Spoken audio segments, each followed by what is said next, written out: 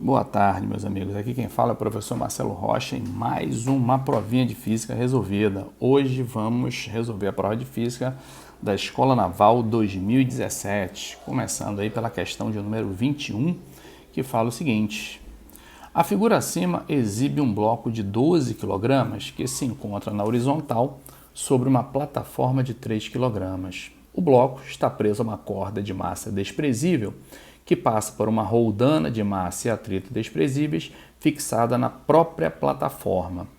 Os coeficientes de atrito estático e cinético entre as superfícies de contato, bloco e plataforma, são respectivamente 0,3 e 0,2.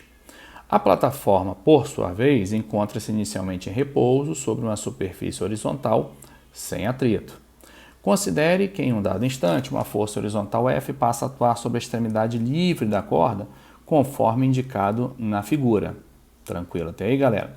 Para que não haja escorregamento entre o bloco e a plataforma, o maior valor do módulo da força F aplicada em newtons é... Vamos lá, galera, devagarzinho. Ele fala assim, ó, para que não haja escorregamento entre o bloco e a plataforma. O que isso quer dizer? Que o bloco e a plataforma vão se mover juntos, com uma mesma aceleração. E juntos para onde? Ora, se essa força F está para a direita, é claro que o sistema se moverá também para a direita. Então, eles vão se mover juntos, com a mesma aceleração, para a direita. Tranquilo até aí? Outra coisa, galera, o que a gente vai entender aqui como plataforma, né? Plataforma vai ser essa base aí horizontal, essa haste vertical, juntamente com a roldana. Então, tudo é um corpo só, a não ser o bloco. Então, nós vamos ter aí dois conjuntos que nós vamos isolar. Um conjunto é o próprio bloco. O outro conjunto é plataforma mais haste vertical mais roldana que está fixa nessa haste vertical. Tranquilo? E também ele fala assim na pergunta, o maior valor da força F aplicada. Então, a gente vai ter que imaginar esse bloco aí na iminência de escorregar. Se ele está na iminência de escorregar, a FAT que nós vamos estudar é a FAT estática e não a FAT cinética. Então, quando nós formos isolar esse bloco, nós vamos trabalhar com a FAT estática, que é o maior valor que a FAT pode assumir quando atuando num determinado bloco. Beleza até aí? Então, vamos lá, galera. Se a gente fosse isolar esse bloco, vou botar aqui do lado esquerdo, tá? Depois eu vou subir um pouquinho. Então, se a gente fosse isolar esse bloquinho aqui, ó, forças que atuariam nesse bloquinho. Você teria aqui a nossa força F, você teria aqui a famosa FAT estática que eu comentei. Então, está aqui a nossa FAT estática. Você teria, além disso, uma normal feita pela plataforma, vamos botar assim. E você teria aqui o peso. Essas forças que atuariam nesse bloquinho aí de 12 kg. Vamos subir mais um pouquinho. E nessa plataforma aqui, galera, juntamente com aquela haste, tá? Então, a gente vai botar aqui a plataforma juntamente com essa haste aqui, ó, que está ligada a ela. Vamos só trocar essa corzinha aqui, vamos botar a vermelhinha para a gente diferenciar, né? Então, se no bloquinho a FAT está para a direita, na plataforma a FAT está para a esquerda. Então, você vai ter aqui uma FAT, né, na plataforma para a esquerda, que é a mesma FAT estática que atua no bloco, não é isso? Você vai ter aqui nessa haste vertical aqui o nosso 2F, aí você perguntaria por que 2F? Vamos lá para a figura original e vamos isolar só a roldana. Então, na roldana você tem aqui, ó, F, você vai ter aqui F e você vai ter para cá o nosso 2F, sendo que esse 2F que atua na roldana é feito pela haste vertical. Ora, se a haste vertical faz 2F na roldana, claro que ela também sofre a ação de 2F, né? Além disso, você tem aqui a normal feita pelo solo, você vai ter aqui o peso da plataforma, deixa eu voltar aqui, você vai ter o peso da plataforma. E se a plataforma faz uma normal no bloco que a gente chamou de NP, aqui você também vai ter uma NP. Tá aí, são as forçazinhas que atuam nessa nossa plataforma. Vamos voltar aqui para a cor preta. Vamos lá, galera, vamos colocar os valores aqui, né? Primeira coisa que a gente vai fazer é o seguinte, se a massa do bloco é 12 kg, seu peso é de 120 newtons. Claro que aqui também vai ser 120 newtons. Consequentemente, aqui embaixo também será 120 newtons. Tranquilo? Ele fala que a massa da plataforma é 3 kg, então o peso da plataforma é de 30 newtons. Foi até aí? Beleza, já dá para a gente calcular o nosso FAT-E. Então, vamos botar aqui o FAT estático, vai ser μ estático vezes A normal. Esse normal é o NP, não é isso?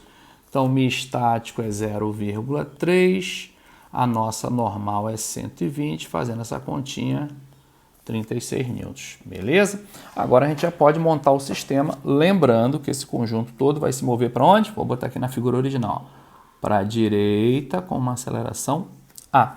Vamos aplicar a segunda lei de Newton, tanto para o bloquinho quanto para a plataforma, e vamos resolver o sisteminha. Então vamos lá.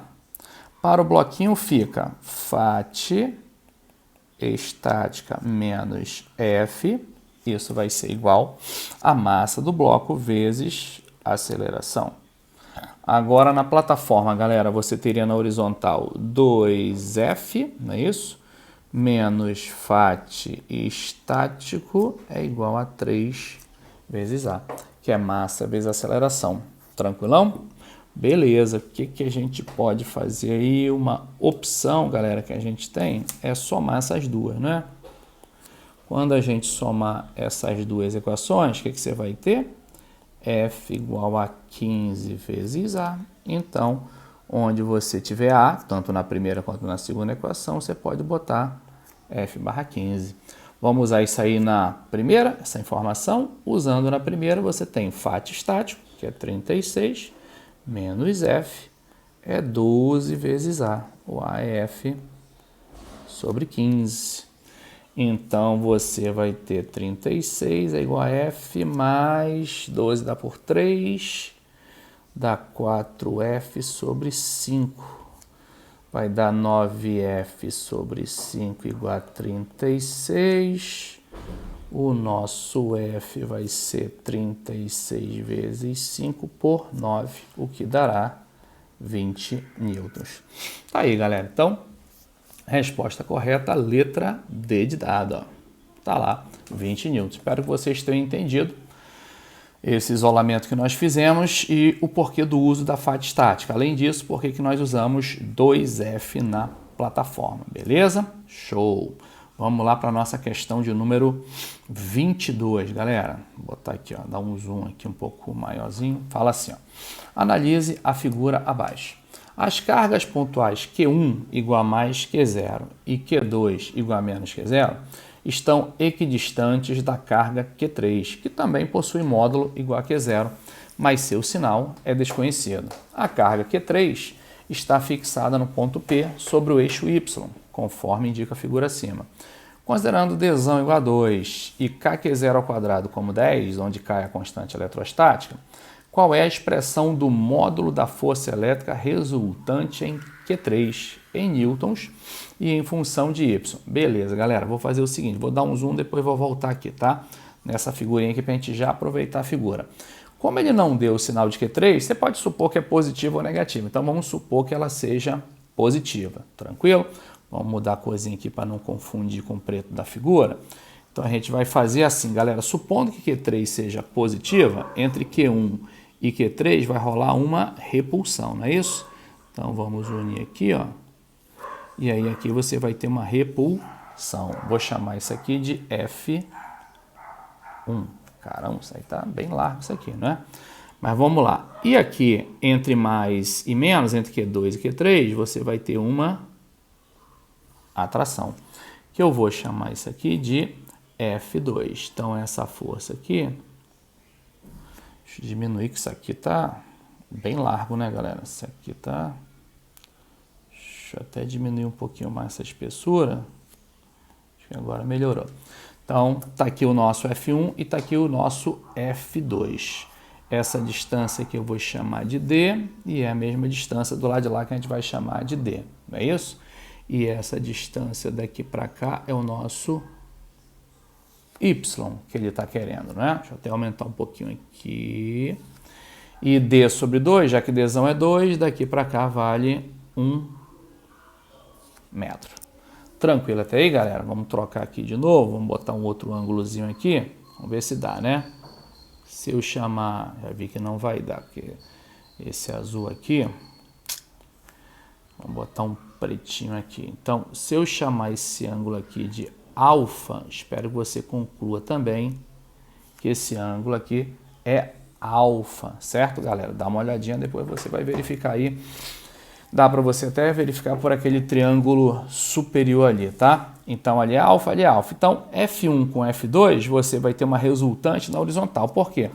Porque, vamos por parte para você entender bem. Vê se dá para você concluir que o módulo de F1 é igual ao módulo ou valor de F2. Como assim? Com a fórmula para a gente calcular essas forças, kq sobre d ao quadrado, né? Ou seja, kq1, q2 sobre d ao quadrado. Como as cargas envolvidas têm o mesmo módulo, como a distância é a mesma entre elas, você vai ter o mesmo módulo. Que módulo seria esse? K, carga 1, carga 2 sobre distância ao quadrado. Então, claro que suas componentes verticais, o F2y e o F1y, vão se anular. Por quê? Porque o ângulo alfa é igual e os valores de F também são iguais, então só sobram as componentes horizontais que vão se somar. Então, a resultante dessas duas aqui, ó, vai ser uma resultante para cá. Ó. Essa aqui vai ser a nossa força resultante. Ou seja, quem seria essa força resultante? Seria o F2 seno de alfa mais o F1 seno de alfa. Como são iguais, a força resultante seria 2F seno de alfa.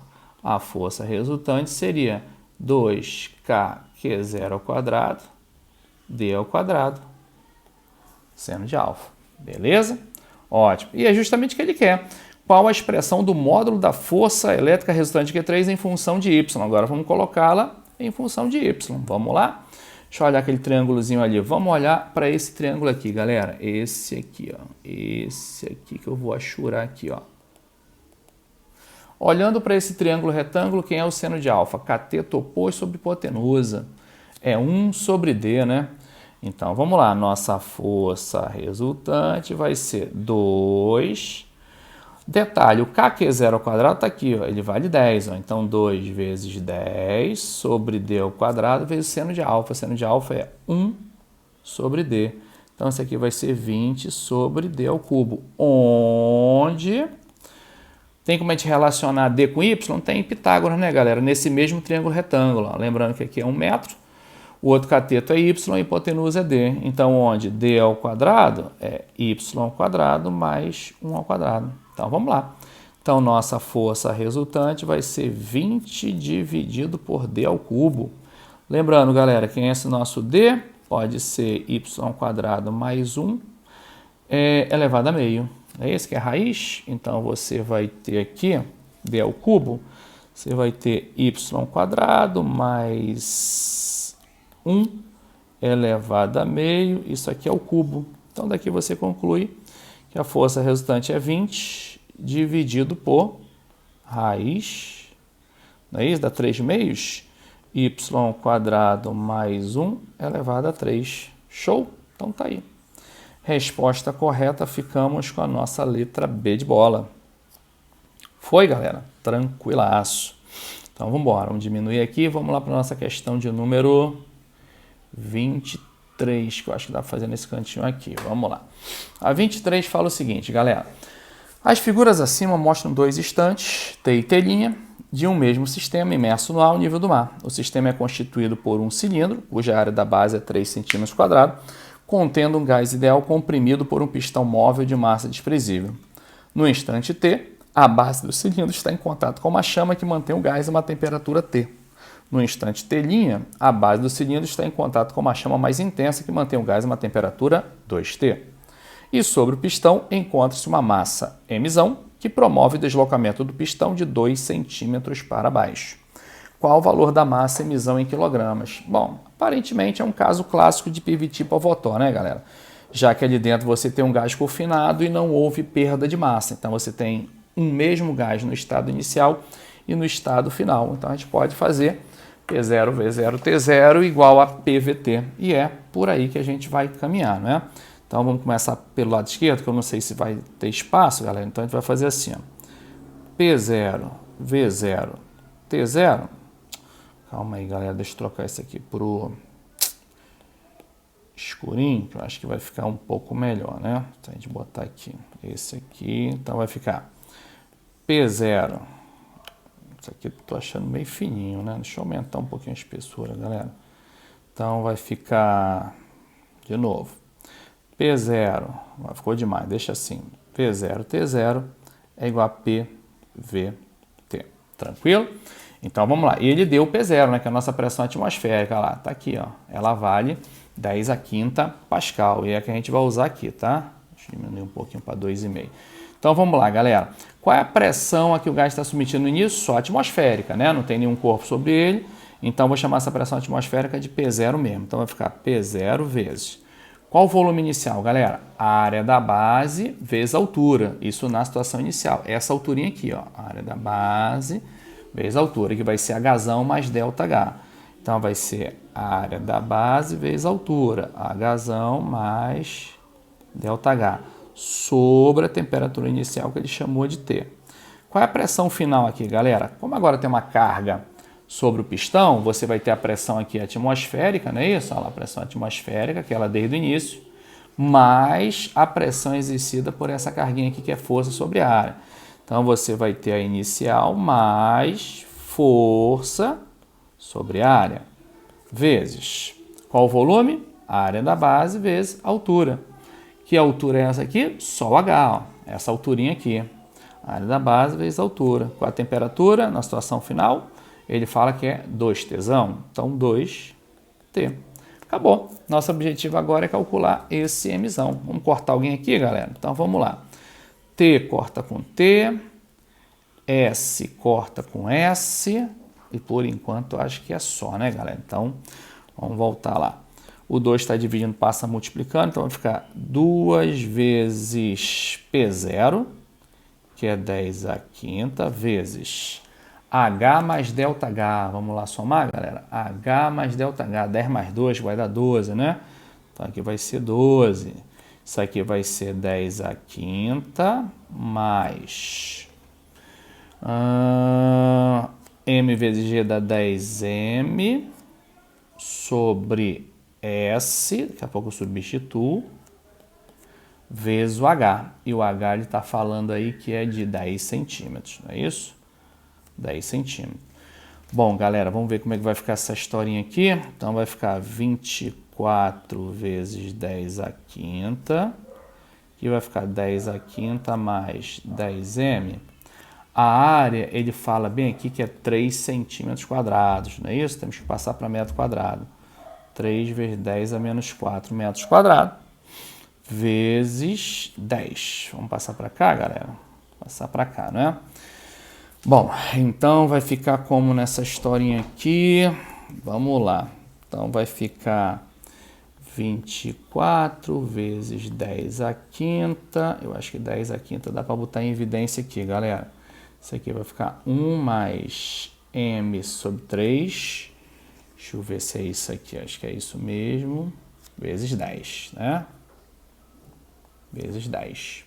Então, cortamos aqui, vai ficar 24 é igual a 10 mais 10M sobre 3. Então, 10M sobre 3 igual a 14. Aqui você vai ter 10M igual a 42. Então, M vai dar 4,2 quilogramas. Tá aí, galera. A resposta correta, letra E. Foi? Então, vamos lá para a nossa questão de número 24.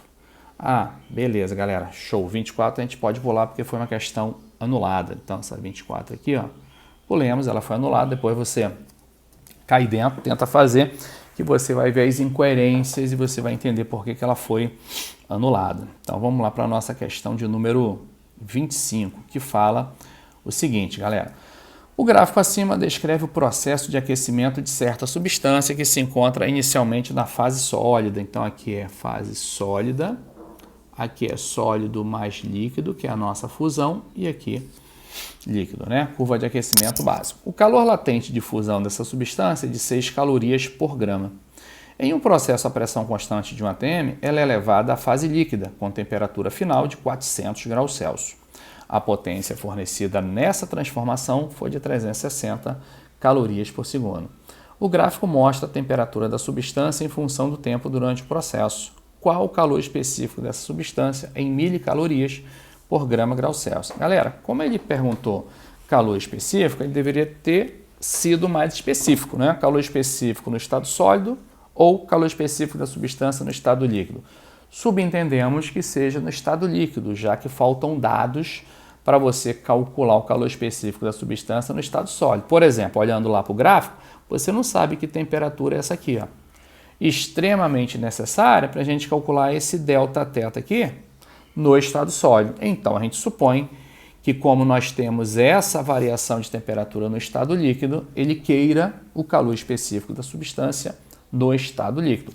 Detalhe, ele não deu a massa da substância, mas podemos calculá-la analisando esse trecho aqui, ó, que é o trecho de fusão que demorou 20 segundos. Para esse trecho de fusão, eu posso aplicar aí, ó, Q igual a M vezes L, né? Onde L é o latente de fusão. Q é a quantidade de calor que foi fornecida para que a fusão acontecesse. Bom, se a fusão demorou 20 segundos e a fonte fornece 360 calorias por segundo, quanto foi fornecido? 360 vezes 20, que é o intervalo entre 40 e 60. Isso é a massa vezes o latente de fusão, que é de 6. Então, daqui você conclui que a massa vale 360 por 6 dá 60 vezes 20, 1.200 gramas. Agora, vamos calcular o calor específico da substância no estado líquido. E aí a gente vai trabalhar com esse intervalo aqui. Lembrando que aqui aquecimento não é calor latente, é calor o quê? Sensível. Vamos mudar aqui só para diferenciar, galera. Então, você vai usar para aquele intervalo Q igual a M, C, ΔT. Qual a quantidade de calor? Bom, se o aquecimento demorou 7,5 segundos, vou botar aqui 15 sobre 2 é o tempo. Potência da fonte, 3.600, não, é de 360. Então, está aqui potência vezes tempo. Massa, 1.200. Calor específico é o que nós queremos. Variação de temperatura de 325 para 400 vai dar 75. Bom, galera, vamos ver o que dá para a gente fazer aqui de simplificação, não é? Deixa eu botar aqui 36 por 12 dá 3, não é isso? Esse zero aqui corta com esse zero aqui. O que mais?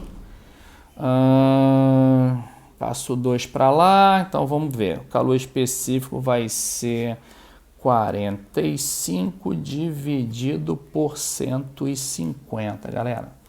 3 vezes x, deixa eu ver, 650, não, ainda faltou um zero ali, 1.500. Então, 2 vezes 75, 150, 1.500. 15 vezes 3, 45, né? Isso dá por 5.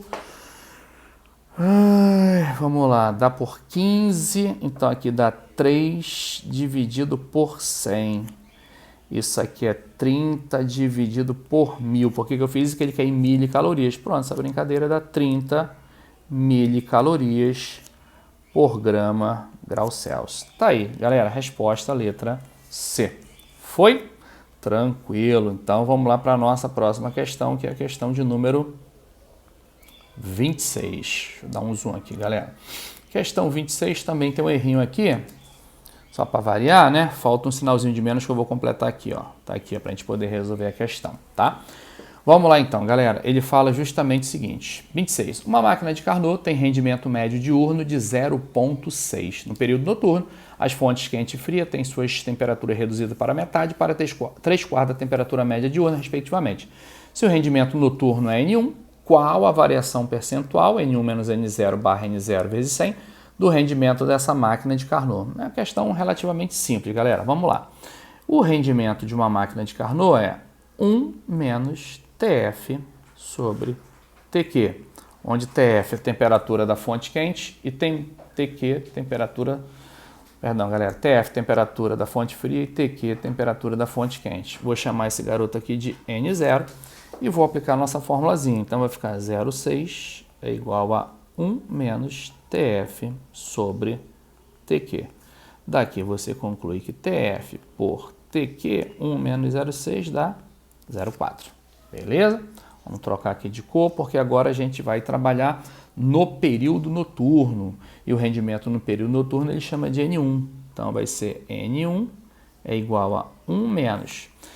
Só que ele fala que para nós calcularmos esse rendimento noturno aí, a temperatura da fonte quente foi reduzida à metade. Então, aqui vai ser meio de TQ. E a da fonte fria, ele fala que foi reduzido para 3/4. Então, 3/4 de TF. Não é isso? Então, isso aqui vai ser 1 menos 3/4 por meio dá 3 meios, não é isso, galera? Então, aquele 2 sobe, vai dar 3 meios de 0,4. Esse N1 vai dar 1,2 por 2, 0,6. Aqui vai dar 0. Deixa eu ver aqui, galera. 1,2 por 2 dá 0,6. 1 menos 0,6 vai dar 0,4. Tá aí o nosso N1. Agora, já dá para a gente calcular a variação percentual. Variação percentual é N1 menos N0, está aqui o nosso N0, que é 0,6, dividido por N0, que é 0,6, vezes 100. Isso aqui vai ser menos 0,2 por 0,6 dá 1/3, 100 por 3, 33,3%. Resposta correta, a letra C. Vamos lá para a nossa questão 27, que fala o seguinte. Imersa numa região onde o campo magnético tem direção vertical e módulo de 6 testes, uma barra condutora de 1 metro de comprimento, resistência elétrica de 1 ohm e massa de 0,2 kg, desliza sem atrito apoiado sobre trilhos condutores em forma de U, dispostos horizontalmente, conforme indica a figura acima. Então, é um probleminha clássico, né, galera, de variação do fluxo. Então, à medida que essa barra se move na horizontal, não esqueçamos que essa brincadeira é na horizontal, se fosse na vertical teria peso, a historinha toda, então como é na horizontal o peso não vai influenciar. Como há uma variação no fluxo, vai surgir uma DDP induzida, se vai surgir uma DDP induzida, vai surgir uma corrente induzida, e se vai ter uma corrente induzida, você vai ter uma força magnética atuando sobre esse condutor que se movimenta no interior do campo magnético. Se uma força externa F mantém a velocidade da barra constante e de módulo 2 metros por segundo, qual o módulo da força F em Newton? Ora, se ele fala que é necessária uma força F para manter a barra em movimento com velocidade constante, é porque a resultante tem que dar zero e tem que ter uma força magnética aqui, galera, atuando em sentido contrário para cima. Só assim a resultante dá zero, né? Estou imaginando para cima, do ponto de vista, né, dessa figura que está desenhada no plano horizontal, tá bom, galera? Então você tem uma força magnética se opondo a F, de modo que a resultante dê zero e a velocidade seja constante. Essa força magnética surge justamente porque tem uma corrente percorrendo a barra. Então vamos lá. Se essa barra está descendo, o fluxo entrante está diminuindo. Pela lei de Lenz, tem que surgir uma corrente de modo a reforçar esse fluxo entrante que está diminuindo. Então tem uma corrente aqui, ó, percorrendo essa barra no sentido horário, sentido ponteiro do relógio. E pela regra da mão direita, polegar apontando no I, né? Indicador entrando no papel e o dedo médio indicando a força magnética, você já vê que realmente ela está para cima. Então, se nós quiséssemos calcular essa força F, basta calcularmos a nossa força magnética que surge em tal situação, que é seno de θ. Lembrando que o seno de θ, perdão, galera, é o seno de 90 e o seno de 90 vale 1. Então, esse carinha aqui vale 1. Então, o nosso F vai ser B vezes L. Quem é o I? Corrente é U sobre R. Então, você vai ter B vezes L sobre R. E essa fé induzida, nós já sabemos lá do eletromagnetismo, ela é LBV, que eu sempre falo para meus alunos decorarem como legião da boa vontade. Ué, não está saindo aqui não esse V? Hein? Deixa eu apagar aqui, galera. Então, deixa eu diminuir aqui um pouquinho. Essa historinha vai ser LBV. Foi? Então, o nosso F vai ser B ao quadrado, L ao quadrado, V sobre R. Vamos substituir? 6 ao quadrado, 1 ao quadrado, a velocidade ele fala que é 2, e a resistência ele fala por aqui, 1, né? Aqui também 1. Então, isso aqui vai ser 72 newtons. Tá aí, galera, a resposta correta, letra E. Vamos lá para o nosso outro lado, que é a questão de número 28. Questão 28 fala o seguinte, galera. 2 navios da Marinha de Guerra, as fragatas Independência e Rainmaker, encontram-se próximos a um farol. A fragata Independência segue em direção ao norte com velocidade de 15 raiz de 2 nós. E a fragata Rainmaker em direção ao nordeste com velocidade de 20 nós. Galera, direção nordeste forma um ângulo de 45 graus com a horizontal ou com a vertical, tanto faz, tá? Considere que ambas as velocidades foram medidas em relação ao farol, ou seja, em relação ao referencial fixo. Beleza, galera? Se na região há uma corrente marítima de 2 nós no sentido norte e sul, qual o módulo da velocidade relativa da fragata Independência, em nós, em relação à fragata Rainmaker? Galera, como ele já deu as velocidades das fragatas em relação a algo fixo e ele pede a velocidade relativa entre elas, é claro que o efeito da corrente, tanto num quanto o outro, quando a gente for calcular a velocidade relativa, eles vão se anular. Porque ele quer a velocidade relativa. E como a correnteza participa nas duas velocidades, é claro que ela se anula. E outra coisa, tanto as leis de Newton quanto as leis de Galileu, elas são sempre tomadas em relação a referenciais inerciais. Então, como ele já deu a velocidade em relação ao solo, coisa que nós calcularíamos já levando em consideração a velocidade da correnteza, tranquilo, melhor ainda. Então, como ele quer a velocidade da Independência em relação à fragata Rainmaker, o que ele quer? Ó? Velocidade da fragata Independência em relação à Rainmaker, né? É isso que ele quer. Isso a gente aprende pela relatividade de Galileu, que isso é VI menos VR, olha lá. Ou seja, basta pegar o pegar o vetor VI e somar com o oposto do vetor VR. Como assim, professor? Então, vamos lá. Fragata Independência está indo para o norte, não é isso? Então, fragata independente, vou até mudar a corzinha aqui, vou botar em negrito, ó. Fragata independente está indo para o norte, certo? Com uma velocidade aí de 15 raiz de 2. E a fragata Rainmaker está indo para o nordeste, está indo para cá, com uma velocidade aí de 20 nós. O que a gente vai ter que fazer? A gente vai ter que somar esse primeiro vetor com o oposto do segundo vetor. A gente vai somar esses dois vetores aí. Esse aqui não participa, né? Então, eu vou redesenhar a soma desses dois vetores para você entender como é que a gente calcula a velocidade relativa. Então, a gente vai fazer assim, ó, esse vetor aqui, que é a velocidade da independência, né? 15 raiz de 2. Eu vou somar com esse vetor aqui, que é o vetor de 20, lembrando que aqui é 45 graus.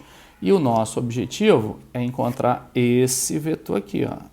Esse vetor é o vetor velocidade relativa em módulo. Como é que a gente calcula isso, galera? Lei dos cossenos. Você vai ter que fazer uma leizinha dos cossenos aí. Como é que seria essa lei dos cossenos? Vou só arquitetar aqui embaixo para você, tá? Depois você faz essa historinha aí.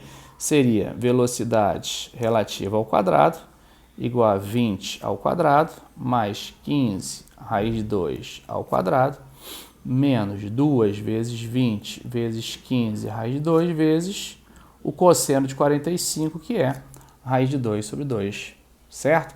Aí, fazendo essa continha aí, galera, você encontra o resultado correto. Agora que eu não lembro que eu fiz essa paradinha há um tempinho atrás, gente. Vamos ver se eu faço essa continha aqui para vocês, tá? Vai ser... Vamos botar aqui, deixa eu ligar a sua calculadora, galera, rapidinho, senão vai dar ruim aqui. Então, vai ser 400, né, que é 20 ao quadrado, mais 225 vezes 2, mais 450, menos... Bom, aqui vai ser 2, corta com esse 2, menos 600, não é isso? Menos 600, 250, aí eu tiro a raiz. 15,8, galera. Então, essa historinha aqui vai dar 15,8 nós. Resposta correta, letra D de dado. Foi? Então, beleza. Vamos lá, então, para a nossa questão de número 29. Todo mundo entendeu a 28, galera? Qualquer dúvida, depois é só me acionar, tá? 29 fala o seguinte: duas pilhas de resistência interna R1 e R2 igual a 1/3 e uma lâmpada de resistência 2/3 estão conectadas em paralelo, como mostra o circuito da figura acima. Está em paralelo, galera? Vamos lá, vamos chamar esse ponto aqui de B, chamar esse ponto aqui de C. Posso também chamar esse cara de B, que é a mesma coisa, esse aqui de C, e também, claro, como a perímetro ideal, aqui é B, aqui é C. Então, esses três trechos BC estão em paralelo, então estão submetidos à mesma DDP, qualquer que seja ela, tá bom? Então, vamos lá. Estão conectados em paralelo, como mostra a figura assim. A FEM da pilha 1 é de 1,5 volts, mas a pilha 2 de FEM ε2 encontra-se parcialmente descarregada, de modo que o amperímetro ideal mede uma corrente nula nessa pilha. Galera, então não passa corrente na pilha 2. Logo, se a corrente acusada pelo amperímetro é zero, a única corrente que existe vai circular por essa malhazinha aqui da esquerda, que eu vou chamar de I. Então ela vai ficar brincando ali em círculo naquela malhazinha ali da esquerda e dá para a gente tranquilamente calcular o seu valor fazendo o igual a RI, não é isso? Fazendo aquela primeira lei de Ohm. Então vamos lá. Sendo assim, o valor da FEM ε2 em volts vale. Então vamos lá. Galera, primeiro a gente vai aplicar naquela malha da esquerda a primeira lei de Ohm, que fala U igual a RI. Então a gente vai aplicar e vai ficar assim, ó, U igual a R1 mais R, que é a resistência total da malha, vezes I. Ali vai ser 1,5, somando as duas resistências, dá 1/3 mais 2/3, que dá 1 vezes I. Então tá aí, nosso I vale 1,5 amperes. Então já calculei aquela corrente ali. Foi? E aí, como ele fala que a corrente que passa pelo amperímetro é zero, se eu ligasse um voltímetro entre B e C, galera, só por curiosidade, né? Se a gente ligasse aqui, ó, um voltímetro entre B e C, para medir a DDP entre B e C, o que ela marcaria? Simplesmente é 2, né? Não teria nenhuma queda de tensão em R2, já que não tem corrente, então mediríamos a FEM da bateria 2. Então, se eu botar esse voltímetro entre B e C, ele vai medir ε2, só que esse B e C pode ser esse da direita, pode ser o BC do meio, como pode ser o BC da esquerda. Então, se eu pegar o trecho BC do meio, a DDP também vai ter que ser ε2. Então, aplicando primeira lei de Ohm ao trecho BC do meio, ó, então vou botar aqui trecho BC, só que o do meio, você vai fazer U igual a R vezes I. Aí acabou. Você tira o ε2. Quem é o RL? 2/3. Quem é o I? 3 meios, que é 1,5. Cortou, cortou, cortou, cortou. 1 ampere. Resposta correta, letra D de dado. Beleza? Até aí, gente? Show! Então vamos lá para a nossa questão de número 30. Deixa eu passar isso aqui para cá, galera. Bom, a 30 fala o seguinte: a figura acima mostra um sistema formado por duas partículas iguais A e B, de massas 2 kg cada uma, ligadas por uma haste rígida de massa desprezível. O sistema encontra-se inicialmente em repouso, apoiado em uma superfície horizontal, plano XY, sem atrito. Em T igual a 0, uma força F1 igual a 8I newtons passa a atuar na partícula A e, simultaneamente, uma força F2 de 6J newtons passa a atuar na partícula B. Qual o vetor de deslocamento em metros do centro de massa do sistema de T0 a T4? Galera, então a ideia básica é, como ele deu massa e como ele deu força, aplicar a segunda lei de Newton, mas no formato vetorial, né? Então a gente vai imaginar essas forças atuando simultaneamente no centro de massa do sistema e produzindo uma aceleração resultante que eu vou calcular. Então como é que a gente faria isso? A gente faria mais ou menos assim, eu vou dar um zoom aqui. Então ficaria força resultante é igual a massa vezes a aceleração.